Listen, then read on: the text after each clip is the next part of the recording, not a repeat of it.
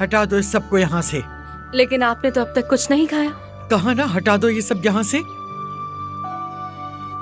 अब कोई मेरी खिदमत करने वाला नहीं, सब कुछ खुद ही करना है मुझे। क्या आकिफ ने फैसला कर लिया?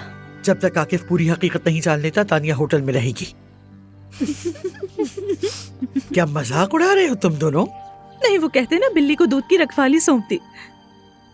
ल्यूबा ठीक ही कह रही है। अब तानिया और आकिफ जब चाहे होटल में मिल सकते हैं और आप वहाँ नहीं होंगी। मुझे तो पूरा यकीन हो गया कि तानिया उसे तुर्किया से बाहर ले जाना चाहती है। तो हम क्या करें फिर? पीछे जाइए उसके, हम आपकी मदद करते हैं। एक लम्हा भी जाया नहीं करना चाहिए हमें। तो चलिए। आकिफ को पता चलेगा, नाराज हो जाएगा।